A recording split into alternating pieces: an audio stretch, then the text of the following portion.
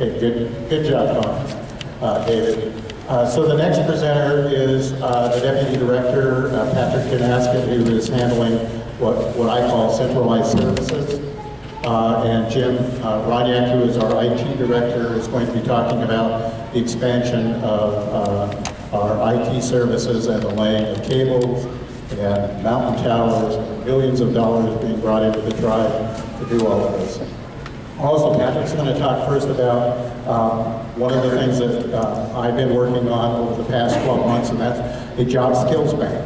For those of you who are back here in the 1970s and 80s, we tried it, but we couldn't get tribal members to complete the application form.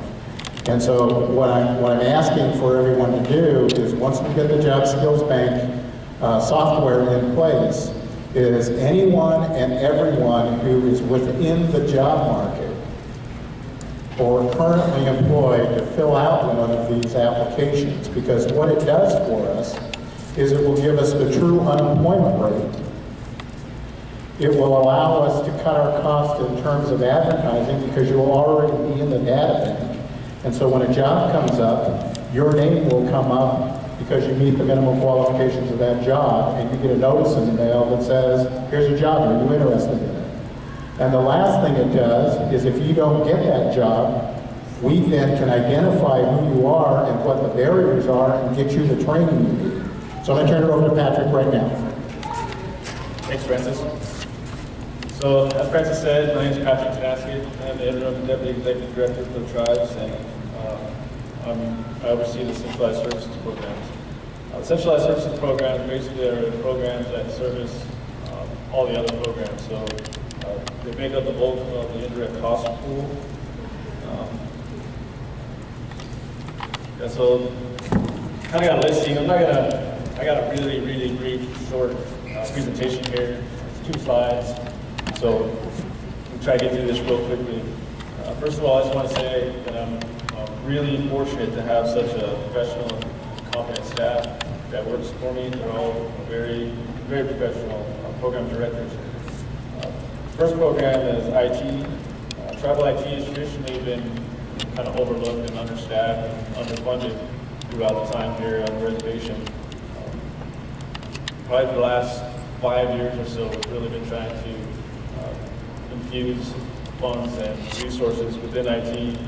Really didn't start taking off though until a couple years ago when Jim Rodyak took over the program. He was very successful in writing grants and implementing those grants. And I'm going to still let him talk about that here after, so it'll be a much more detailed presentation. So accounting is the next program that I oversee. And again, like David was saying, that very competent manager within that program. One of the things I kind of wanted to point out within the accounting program, in 2010, when I first got involved in administration, we were way out of compliance with our financials. We were put on high risk and basically blackballed from some of the funding agencies. We were not receiving indirect revenues from some of those funding agencies, and we were at risk of losing a lot of those grant dollars. Since 2010, like David, they got it before I did, so it stole my thunder. I was going to say how wonderful everything is. But since 2010, really, we have cleaned up a lot of the outside funding issues that we had. The indirect cost rate has gone from 26% up to mid-30s. It's really showing. So the programs that are under accounting, we have payroll, AP, which is accounts payable, grants and financial compliance. That's one of the kind of newer programs that we developed under accounting. And I'm going to talk about this contracting and grants compliance that I have up on the board as a program. It's a little bit different. So the grants compliance within accounting is for financial compliance. The grants compliance that I have up here is more of a programmatic compliance. Sorry. Data processing, central medical billing, and accounts receivable are the other programs that are accounting. Enrollment and elections. This year, We have Brenda Conda is our enrollment director. But this year we're trying something new with the elections program. We combined it in with the enrollment program. And what we're hoping is it's going to add much needed support in the enrollment program during the downtime. With not having elections, there's really no reason why they can't assist in other youths. And the enrollment program traditionally has been understaffed. It's really one of the most important programs we have in the entire organization. Think about what really makes us tribe. It's our membership. And so, in archives and records, it's headed by Karen Condon. She's been doing a fabulous job with the archives and records program. When I first came on in 2010, the archives and records program was pretty stagnant. We were trying to figure out how we were going to, archiving isn't a good term, but basically how we're going to save the data that we have. We were inundated with old records that needed to be purged. Somebody had to go through and really sort that stuff out. She's been doing a really good job. Contracting and grants compliance. So basically this is kind of broken out into internal and external funding. Our contracting officer is Dorothy Zachary. Grants, and she does a lot of the internal contracting and purchasing. So grants compliance is a new program that was kind of developed this year. Francis, I guess, just had this thought that grants, we were out of, we were traditionally, and not traditionally, but in the past we've been having a lot of problems with grants compliance from external funding agencies. Francis put together this program. It's headed up by Terry Mill. And basically what, tradition, 70 to 75% of our operating budget comprises outside grants and contracts. We were out of compliance, so the program is developed to monitor these grants on a programmatic level. So are the programs completing the requirements of the grants? Are they doing their reporting? Are the programs doing what they're supposed to be doing? She's not really, she sort of tracks the financials, but that's mainly done in accounting. Training and organizational development.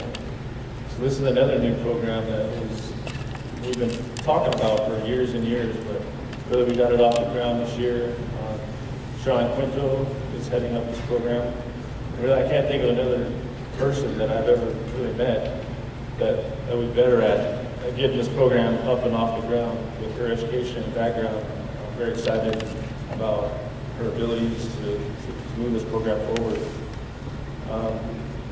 But currently, it's still a very new program. She's really in the research and development stage. She has brought forward draft recommendations for policy and procedures and a strategic plan.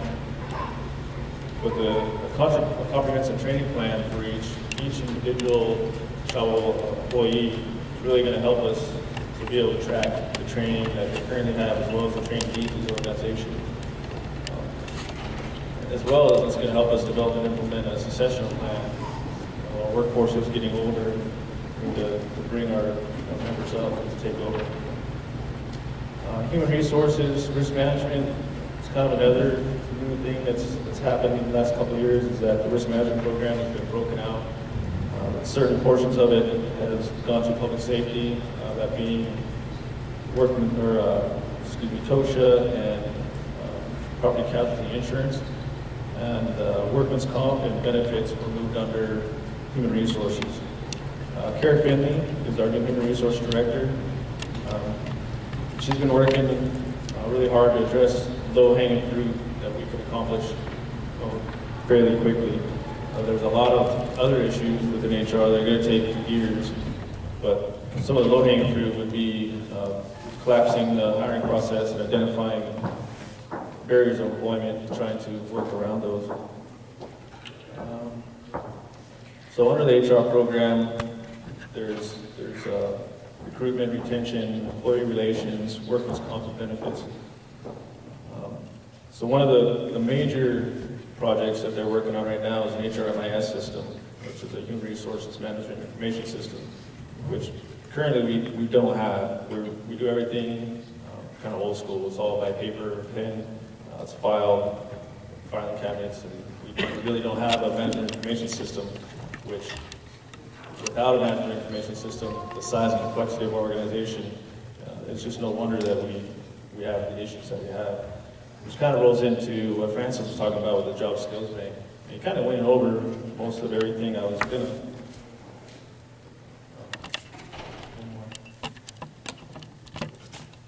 Yeah, there's my 2 slides. Wonderful. So the Job Skills Bank is going to incorporate aspects of human resources, employment training, and Taro, which all 3 of those entities have hiring and recruitment built in. And so kind of where it's been diagrammed, where they all meet in the middle there, it's kind of where the Job Skills Bank is going to be.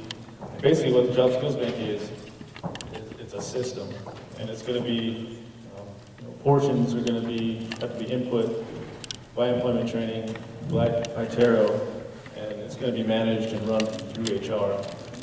But as Francis said, the key to that Job Skills Bank is going to be information gathering from all tribe members, and whether they're in gainfully employed or looking for a job, or it doesn't matter.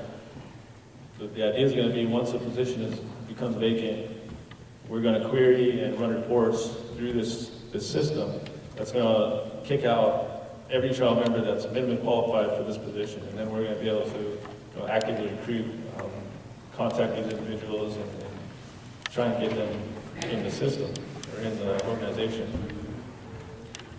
And like you said, secondarily, it's going to help identify barriers to employment. What are some of that barriers? Why are people not able to be employed? Why are we not meeting minimums? Is it education and training needs? Is it behavioral health, mental health needs? Is it alcohol, drug issues? Once we kind of figure that out, we can prioritize and try to address those issues. That's it. That's all I got. I'm going to turn it over now to Jim, who's going to give a more detailed IT update.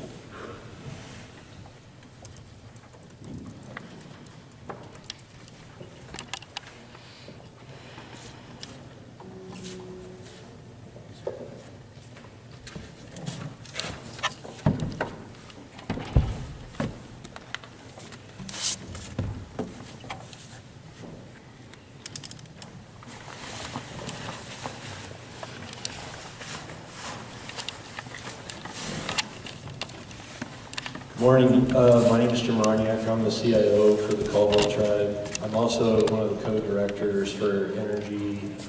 Actually, Dan Bruval and I split that, where he handles legal and financial matters, and I assist with daily operations as well as the engineering side. Currently, IT is comprised of 9 governmental departments that comprise 46 employees now. We also have 5 MOUs with other tribal entities that add to our staff. So currently I provide IT supervision to 14 different departments. The ones we have MOUs with are public safety, Pascal Sherman, CTFS, tribal energy, and tribal health. On the slide, you can see out of our 46 positions, we have around 97% of our total staff are tribal members. One of our big focuses over the last 20 months was to provide necessary IT-related training for staff and budget accordingly for that, so that the instability and the amount of time it took for tribal employees to receive help could be cut down significantly. We've spent a great deal of time and money researching the right classes to make sure that these guys have the training they need to do the job to the best of their ability. We've tried to implement a management strategy of giving our guys and gals the right tools, the right education, and then empowering them and teaching them how to use those to the best of their ability.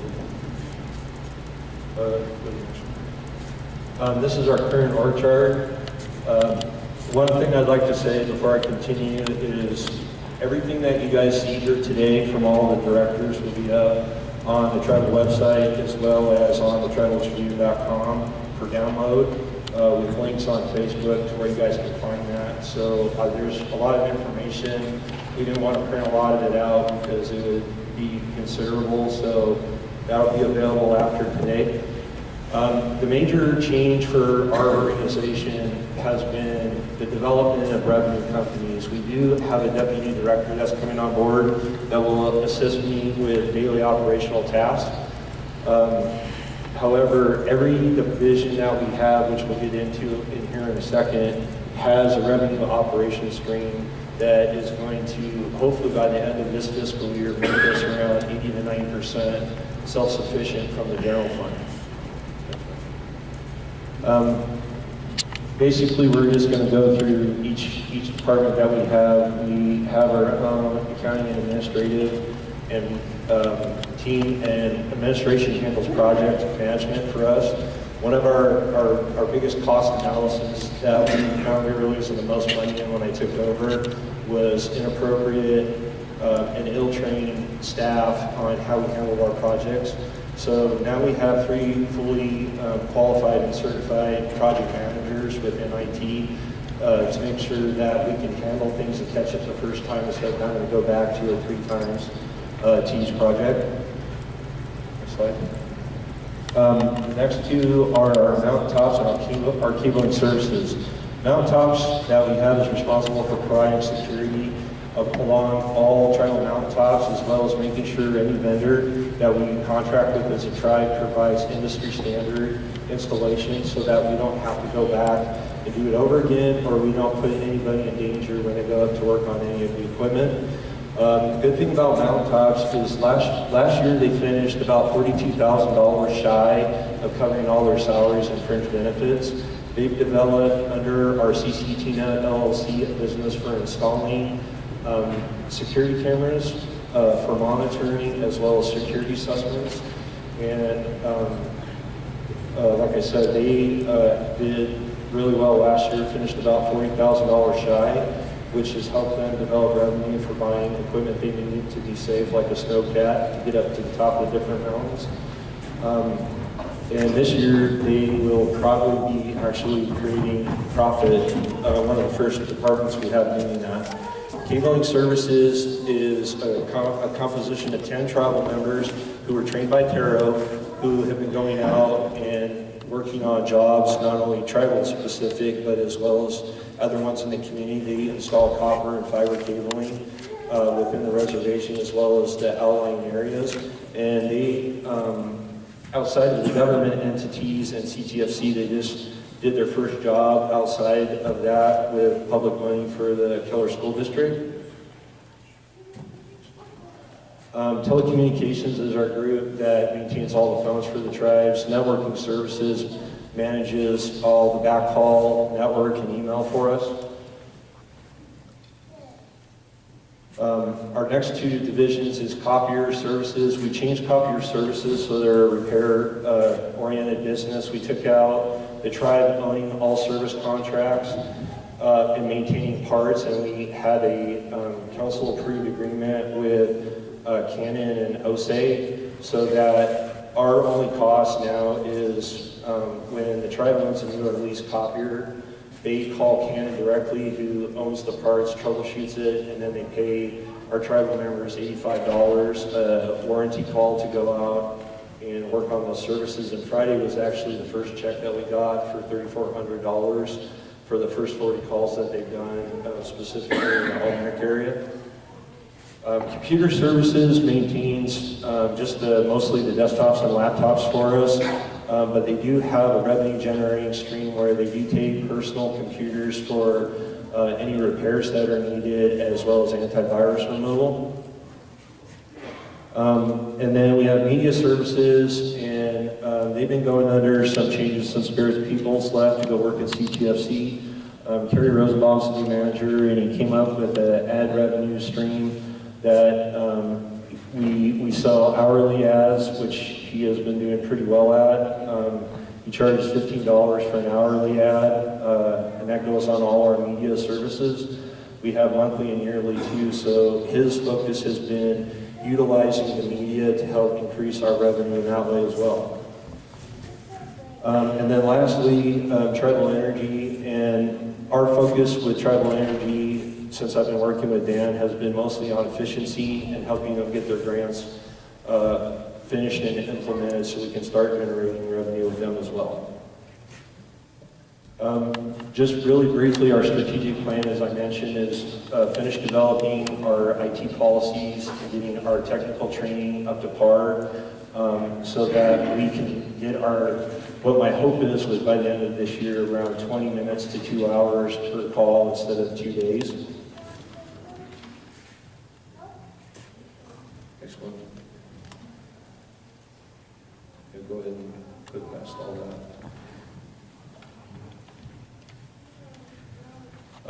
And then economic development for us, I think every director that is being presented today knows the tribe's financial position. So we work really hard to try to minimize anything that we ask for. We have a technical grant writer who has, in his own career, has won about $500 million worth of grants. He has helped us on the 3 grants we've won so far in the last 10 months. And it is our contention, as you'll see here briefly, we're going to go over about $16 more million worth of grants we have to continue trying to build out to mitigate the risk to the tribe as far as getting our infrastructure in place. Currently, I sit as a tech coordinator for the tribal schools, which is the 14 within the boundaries of the reservation. We have tried to utilize E-rate funding as much as possible, where when we have over 75% of the tribal kids accepting a free lunch, they'll provide 90% of the funding for any project that we put in for.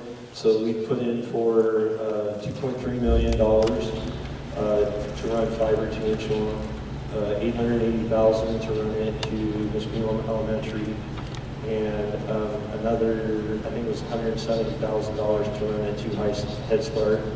And that would provide the high-speed broadband that we're looking for. The tribe's only contribution to that would be about $67,000. The rest would be financially funded or federally funded. One of the grants we have is for EDA, and it's basically a $1.3 million grant, and that is to help us develop the CCT net side to run fiber that we can either lease or sell to businesses that border the reservation. Here's a big one that's important to me, the I3 Department of Education grant. It's a non-managed grant that the tribe put in for. It's strictly for education, but it's one that the tribe has not won anywhere in the country in the last 7 years.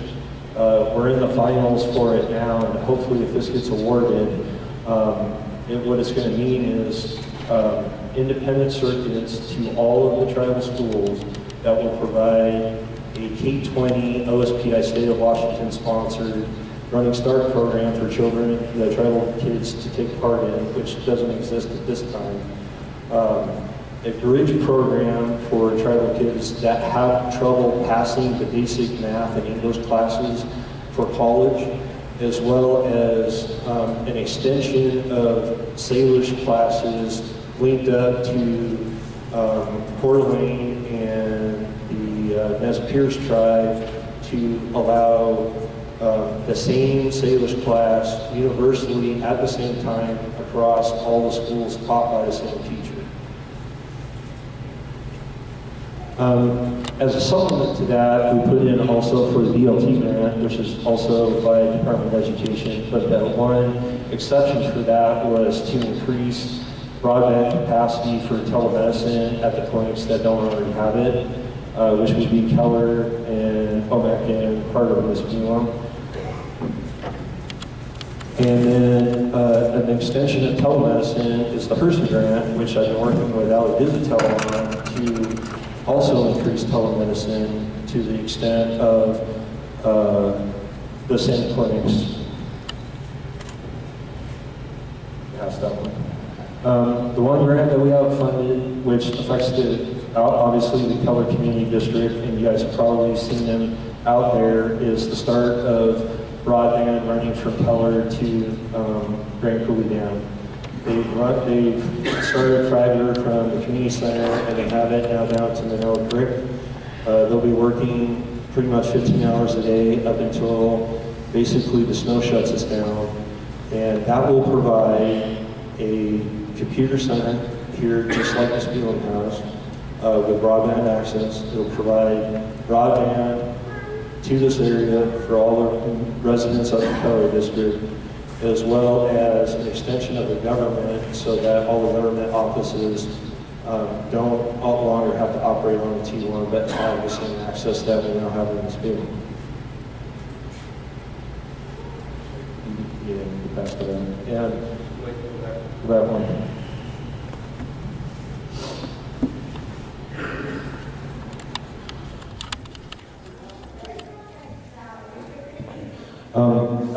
The one part of this project that is public safety related that I know not everybody can see, but like I said, this will be available for download. All those little white dots basically represent a fiber-based 911 phone and a wireless node that will exist every 4,300 feet as we run fiber to fix the public safety issue of breaking down on some of our more isolated back roads.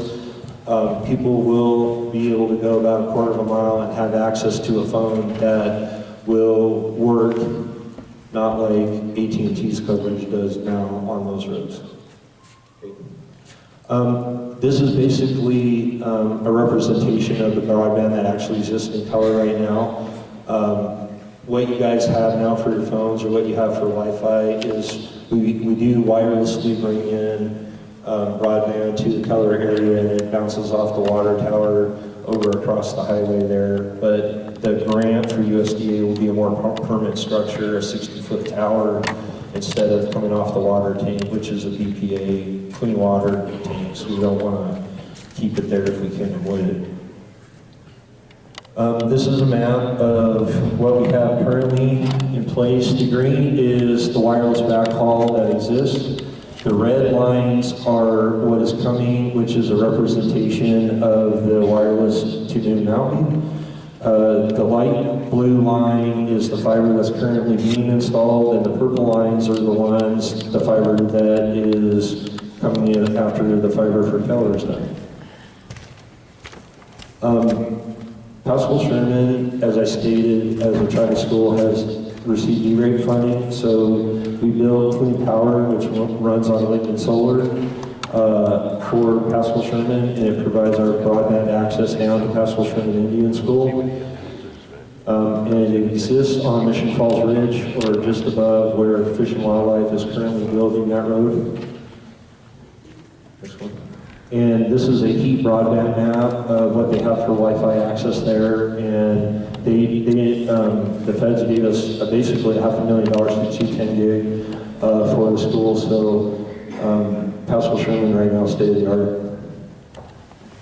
Keller View, really all I'll say about that one is we did a combined effort with Mount Tolman and BIA to do a clean energy site up there so that we could finish the USDA project. The same with Golden Moon. We do have fiber coming up the highway from the casino to Highway Tire. And then for cell phone updates, we do have a 3G, 4G in Spelum, and what's coming for Verizon is they do have it now in St. Mountain across from Inchulum, and they are building a new one in Coulee Dam, and they have presented a contract to the tribe to build out in Spelum, and OMAC finished on Friday for 4G for Verizon and OMAC. Here's where we have sellable internet. The longhouses and the CCs in Keller and Spelum, and the only place but what's coming is Reynolds Resort, which will give broadband access to Rebecca Lake residents and OMAC Community Center. And then briefly, that's just all the grants that Tribal Energy has going on. And we already covered mountaintops, so I think we're good. Thank you, Jim. So we're running about 15, 16 minutes over time. Allison Ball is the head of the services department. She's going to be here the rest of the day. So if you want to talk about health programs and get an update from her, she's going to be available. Dan Bruval is here for about a half an hour to an hour during lunchtime. If you want to hear about the Cobell information that he has and the restoration project, he'll be available. So I'm going to turn it back over to the chairman. Yeah, can Dana Cleveland please come forward, and we'll try to make this as short as possible. I realize some people are probably getting hungry, and I know a number up here are, so hopefully we can get through this as quickly as possible, and we can get on to the wonderful lunch our cooks have prepared for us today.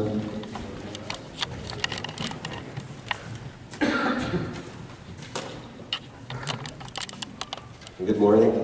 My name is Dana Cleveland. I am the interim managing attorney for the Office of the Reservation Attorney, and I was asked to come here this morning and speak with you or update, I guess, a couple of different issues.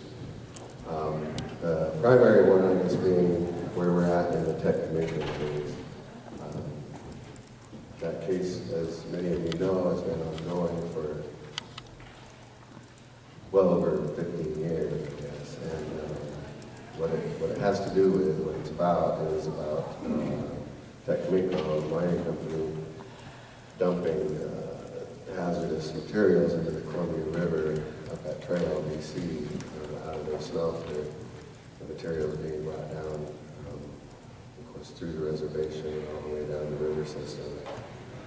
Citizen suit was filed essentially by the tribes to try to stop the dumping and to recover damages and get Superfund status for the river so that cleanup could begin. It's like I said, it's been ongoing. It's a pretty complex case. It's going to be long and drawn out. It already has been, but we've made it through first part of the litigation and having the court establish that Tech was liable for the dumping that they did into the river. The court found that between 1930 and 1995, almost 10 million tons of slag were dumped into the river knowingly. We have to move on from there. The next phase after establishing the liability is trial. It's going to be held probably late next year to recover response costs for the trial and get the money back that we had to spend in getting to this point. We expect that after that trial is over, Tech will appeal probably both portions of that, those rulings from that part of the trial, and we move on to the Ninth Circuit. So it's kind of an ongoing and a long-term project. So far, we're winning. Another thing that we're considering is adding the air pathway component. Right now, the suit has been pretty limited to water and the pollution of the water. We've been able to essentially establish for ourselves what we think we'll need to be able to show that there's also been air pollution and that there's measurable effects to our resources here on the reservation and in the upland areas away from the river.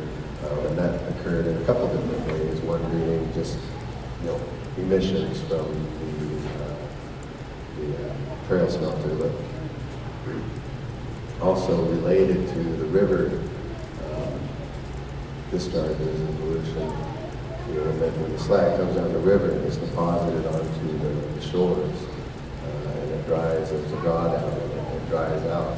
The wind can pick up the particulates and carry them up into the upland areas. And so establishing the wind patterns and measuring, there's some really unique features to some of the slag that's been deposited into the river, so we can actually kind of fingerprint the pollution in different areas and trace it right back to that smelter. So it's a lot of technical work and a lot of time that goes into preparing for a portion of the trial and then going forward. But at this point, that's where we're at in the case. It'll be ongoing for probably years. But we're really happy with the court claim liability for Keller so far.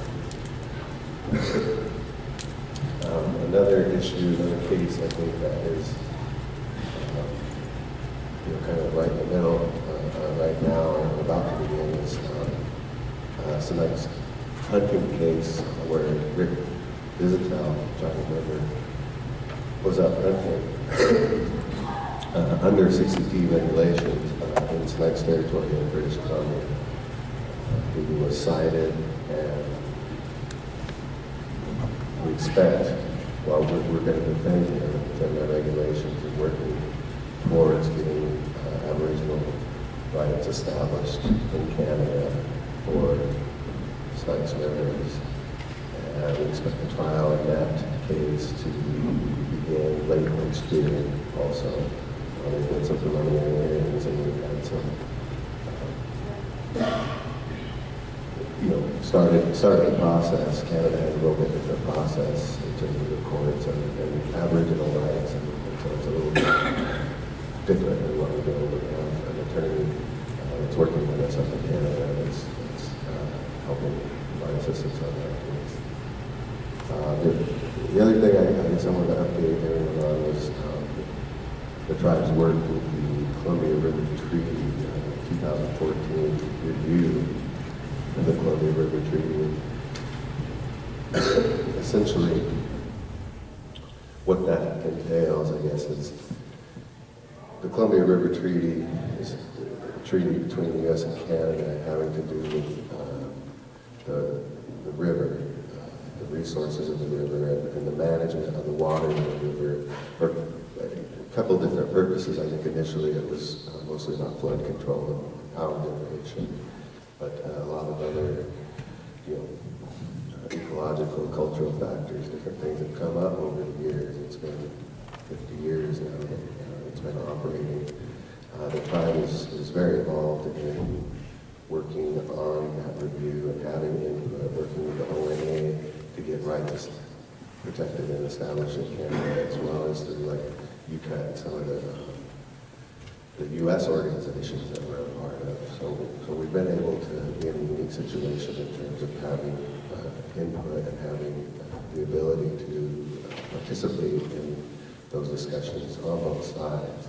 I think the review is scheduled to be done 25th, and so that was essentially what I had for today.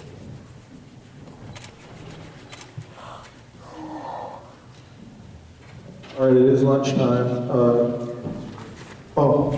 Carlene had one short announcement for the survey that we discussed earlier. She has the information. She's going to tell you how to find it right now. Thank you, Mr. Chairman. I just wanted to let the people know that we're conducting a comprehensive health assessment survey, and we'll be doing that probably until the end of November. But what we're trying to accomplish is get a profile of our people and their health needs on the reservation. We need that information because we want to be able to have our leaders target grant applications and contracts to meet those needs. The information, we have the surveys in the other room. You can pick up a survey. You can complete it, bring it back today, or else you can take it over to a CHR or else the diabetes program.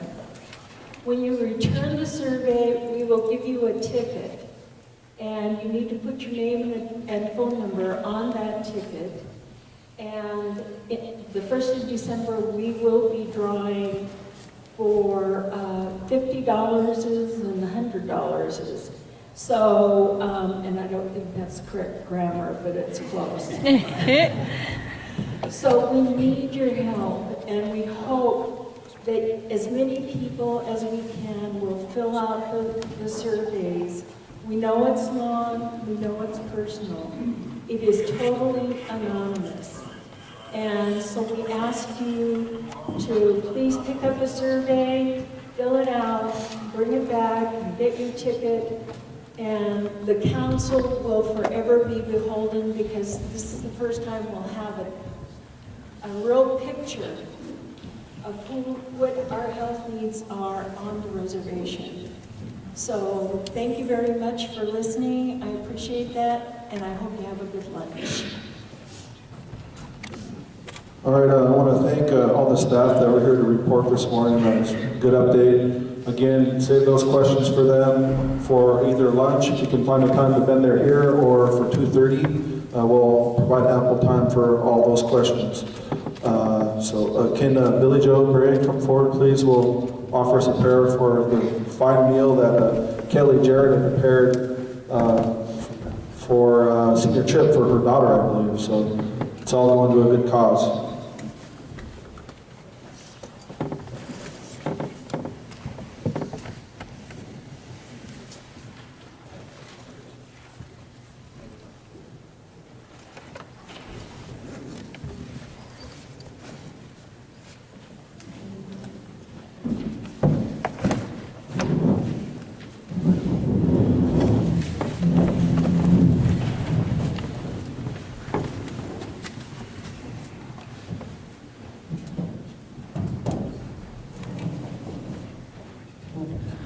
Hello.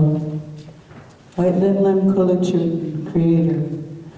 I thank you for this opportunity to pray for our food. And as we pray for it, I ask you to remember those people that have prepared it and all the elders that are present here today. I pray for people to remember that where our food comes from, that we need to take care of the land. And I thank the council for being a full attendance and for everybody being here. May this food give us all strength and health, and white living.